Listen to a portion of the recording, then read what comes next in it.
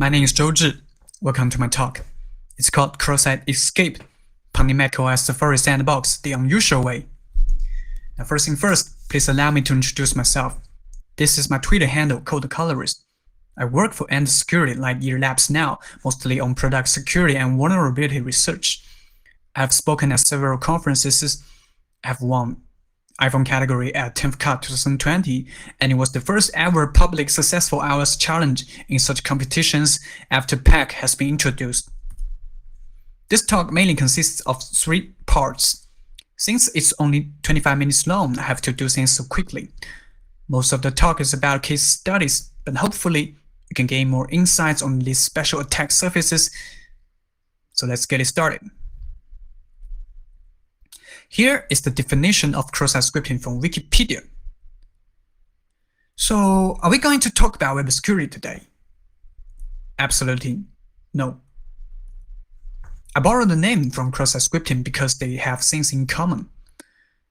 Cross-site scripting and my attack both want to inject JavaScript to a different context that is not supposed to be controllable. While cross-site scripting is targeting web applications, our target is to run JavaScript in a more privileged local process. Cross-site scripting uses various HTTP parameters, while ours uses inter-process communication.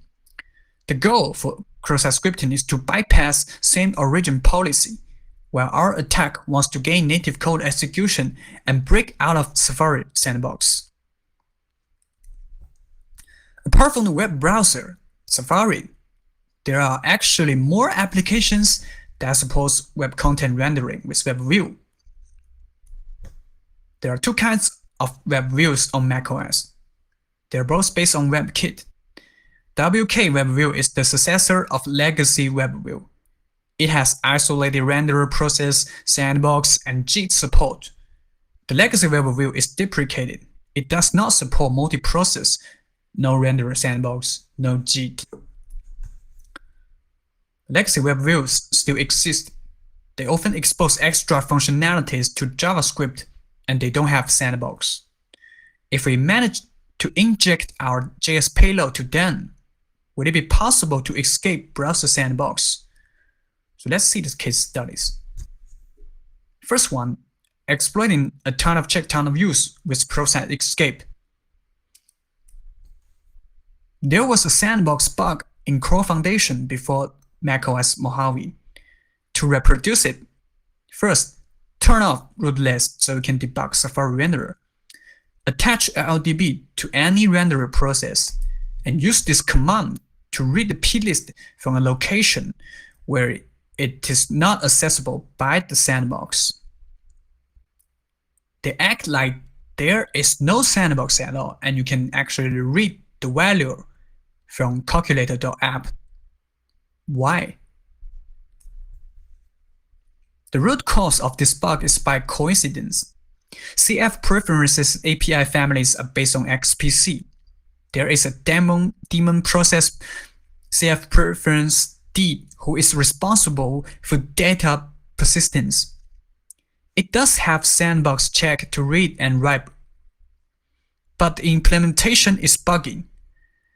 So look at this code. It only calls Sandbox check once per process, then this result is cached forever. If a process happens to access preferences Sandbox before Sandbox lockdown, CF preference D still thinks it's on Sandbox and allowed all the read and writes. Unfortunately, there is a time window that web content is not Sandbox at all. It should have been safe because WebKit won't load any untrusted content during this time. But just at the same time, there is a framework called AppKit that happens to access preferences in this time window. So the renderer is marked on Sandbox by CF preference D. The timeline is like this. First part, initialization.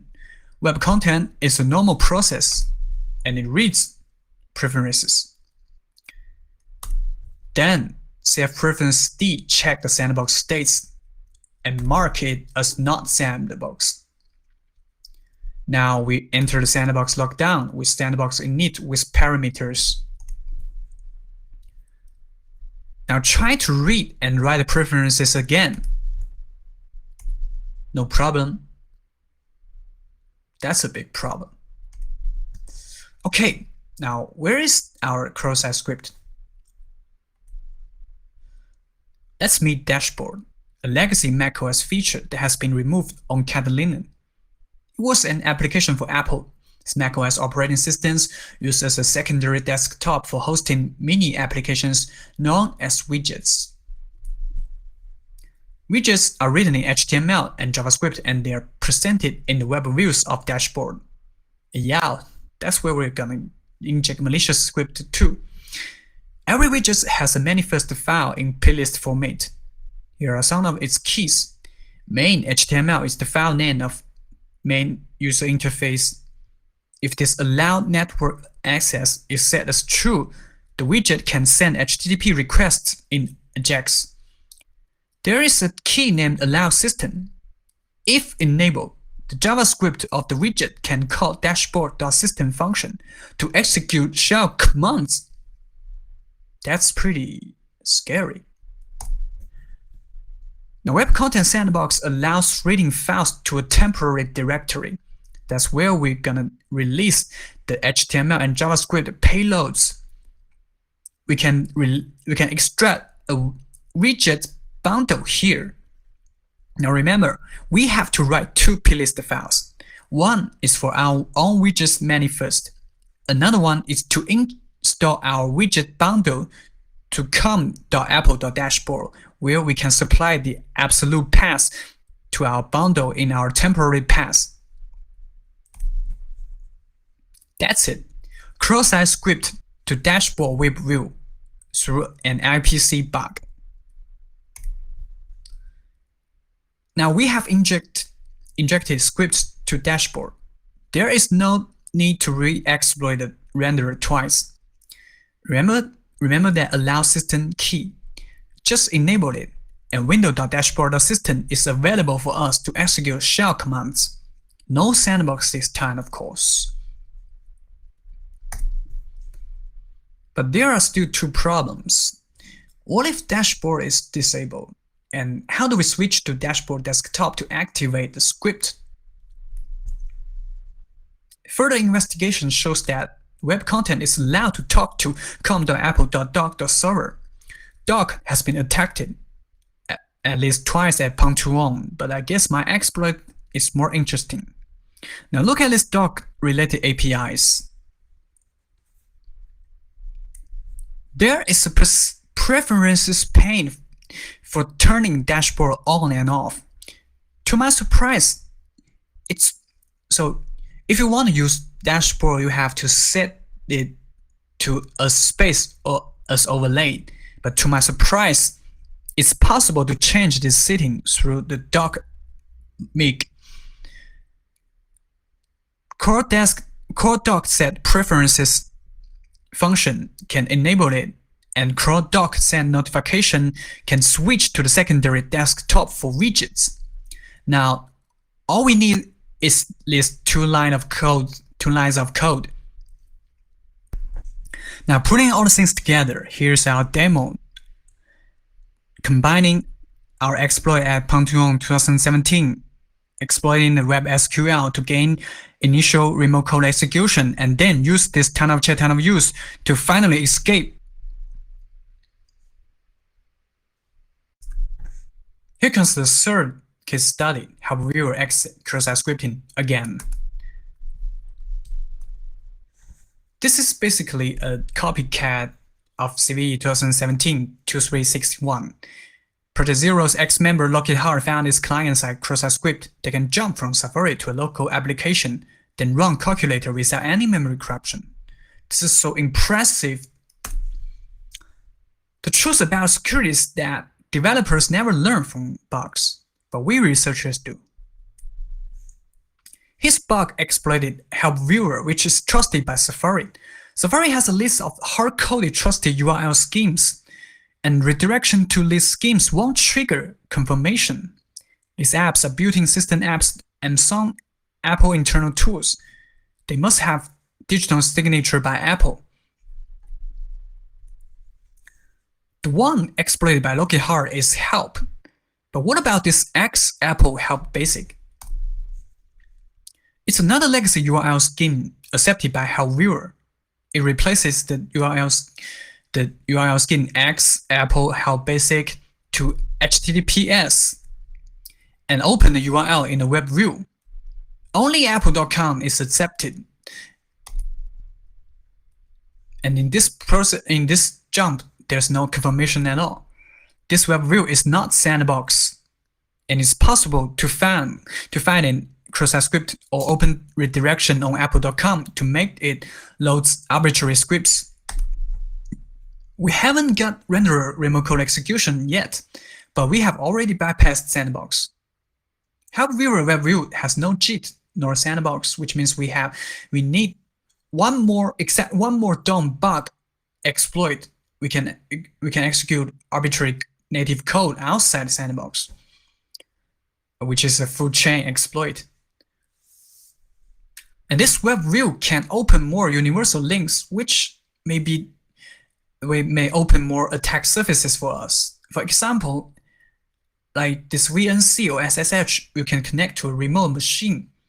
And here are some real bugs that reported here are some bug examples for the VNC clients to be attacked by the server. But unfortunately, file is not allowed here because we are in HTTPS domain. Otherwise, we can just execute a local application by using location.replace and point it to a calculator.app. I have tried another approach to trying to extract local files. In this context, WebKit supports URL interception using an NSURL protocol, and I found that there are 3 NSURL protocols in Help Viewer. With this protocol, you can hijack the URL requests and return custom content. And please do not confuse URL here with the universal app link we jumped from it before. This is about resource loading. And here's an HV help URL protocol that is able to load local files. In this function, HV help URL protocol start loading. It accepts a URL parameter and extracts its path, then use NS data to read the content from this path. If we use this URL help whatever etc password, it will result in the contents of etc password file in your local system. So we need to jump from HTTPS to help. Then we can use AJAX to read from local files. Before Catalina, we can use this NFS to mount a remote source. And for example, help and this host name does not matter. And you can use this net, this special path, this mount point called net, and followed by the host name of the remote machine, and then the path name. We can use this reader.html from a remote machine to read arbitrary local paths. But unfortunately, on Catalina, NFS auto-mounting was removed. So I use another approach. I try to abuse Finder to mount a remote volume using Samba. I have to use this Samba URL, and I directly pass my username and password. Then, if I succeeded, this reader.html will be mounted to this path named volumes/filestage/reader.html. Then I can make a redirection to this URL to load reader.html and finally use this reader.html to read from local files. But this approach failed because it actually asks for confirmation in Finder before the Samba volume was mounted. Another thing in this web view is that I found that it's able to call limited Objective-C methods. There is an HV WebView delegate object accessible via window.helpViewer, but there is no interesting interface. Here are some drama for this bug. I actually had an exploit prepared for 10th Cup, but macOS 10.15 developer beta killed my Sandbox exploit like a month before, so I have to find another replacement, and there was no enough time for me to do so. I accidentally found this help viewer scheme about just 1 week before 10th Cup, and I rushed to find another cross-site scripting on apple.com just one day later. At this point, it's already a Sandbox escape, but I still need one more DOM exploit to achieve native code execution, but I didn't make it. So I got a partial win, but other participants of this competition didn't want to share the award, so they all gave up. I was the only one who won this category. But that bug was actually no fun, so here are some real masterpiece. I call it masterpiece. Let's look up a shell in dictionary. This is a story for CVE 2020-9879. We got trust issue. So macOS and iOS regularly pull OTA updates from this website, mesu.apple.com, and store them to system library assets. Typically, these assets are not executable. For example, there are some dictionary fonts and mobile accessories, etc. It's implemented in mobile assets framework and a daemon called mobile asset D. It provides some private APIs for you to query and update the assets. In this particular class, AS asset, you can update the properties of an asset and trigger the download action. The attributes of this AS asset class is an index dictionary that includes following keys. You can either use a base URL and a relative path to compose of an absolute URL, or just use a full remote URL to set the remote location of an asset. The host doesn't have to be mesu.apple.com. Actually, it can be anything. There is no check-in at all. So we can use this trust bug to download anything from anywhere you like. And you have to supply the corresponding download size and unarchived size and measurement to the resource. Otherwise, it will not pass the check, and the integrated check, and the download will fail. Now, we try to exploit this bug. Firstly, we will use this AS asset query to find the AS asset that we want to replace, and we patch its attributes to point to our remote resource. And then we invoke this AS asset begin download with options method to actually download it and replace the local one. Now this service is accessible by Web Content Sandbox. To update some certain resource, the caller sometimes needs to hold an entitlement called com.apple.private.assets.accessible asset types, which is an array of all the asset type string. But fortunately, some of the resources don't require this entitlement. For example, com.apple.mobileasset.dictionaryservices.dictionaryOS10 is hard-coded in this function. So in this way, we can download from arbitrary remote URL and replace arbitrary dictionaries. And what's even better is that mobile asset D doesn't set this com.apple.quarantine flag to the downloaded file, so we can bypass the gatekeeper. Now, here is the dictionary app. It's one of the built-in apps, comes with macOS. It's basically some local HTML and JavaScript in a web view. And the URL, the domain is file.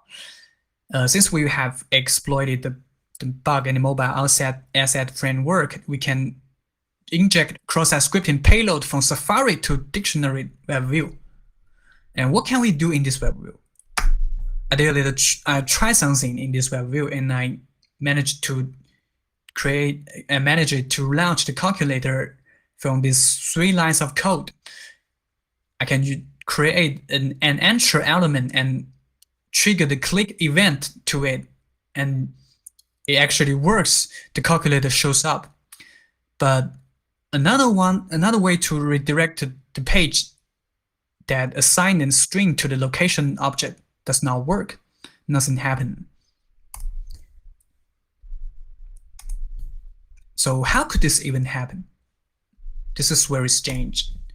The answer is inside this delegate handler. It's called decide policy for navigation action. It will fire each time the web view needs to redirect the URL. It fetches the URL from the enter only in this web action element key. It wouldn't handle for location redirection. That's what we saw. When this URL is when this URL is an file URL, it will try to ask the next workspace to open it, which is a well-known vector for opening local apps and files. When the file URL points to an app bundle, it gets executed by the launch service. Now, of course, the file must not have this com.apple.quarantine flag, otherwise it will be blocked by the gatekeeper. The new process does not inherit Sandbox profile from dictionary app, which makes it much more ideal for Sandbox escape. So now, how do we jump to dictionary? Obviously, we cannot just use this URL redirect. There is an IPC in WebKit that can open a dictionary lookup window, and it's able to open a dictionary in this way. Now, first, we create a text selection in JavaScript. Now we run our exploit to get shellcode executed. Then we exploit this mobile asset to download a malicious dictionary from the internet. And we send this IPC to perform the lookup and show this lookup view service overlay. It will trigger our first cross-site script in this overlay. In this payload, we will use another location to redirect to this universal link to open the dictionary.app without confirmation. Then the dictionary app will load our malicious script and it execute the final payload outside the sandbox. Now let's see the demo. Now here's the second demonstration today. First, we use a jitbug to gain remote code execution in the renderer process. Then we use the virus IPC to download the malicious dictionary and finally execute our payload. Now putting it all together, here's the summary. In this talk, we have just demonstrated a new technique that you can inject JavaScript to a privileged process through inter-process communication to escape from Safari Sandbox or macOS. And there are some possible vectors including URL schemes and traditional inter-process communication like XPC or MIG, or even WebKit IPC. And sometimes you don't need the initial renderer remote code execution to jump to another URL's universal link to escape from the sandbox. And in those privileged web view, you have to do some reverse engineering to develop your next step of exploitation. You have to focus on delegates for resource loading, navigation, file download, etc. And sometimes there will be some Objective-C methods exposed by privileged bridges to JavaScript core, which you can call these methods to execute code or something. And sometimes it will be in the file URL in the web view. In the legacy web view, file URL is treated as privileged that it has a universal cross-site scripting to access arbitrary remote URL and arbitrary local files. And In this web view, you are often able to silently open more URL schemes than Safari, which opens a greater attack surface than before. And the takeaways from this talk is that desktop operating systems have complex attack surfaces that may be beyond your imagination. And sometimes these legacy components may lower your security baseline. And of course, we have shown 3 full Sandbox escape exploits on Safari with 0 memory corruption. If you have any questions, you can ask me now. Thank you.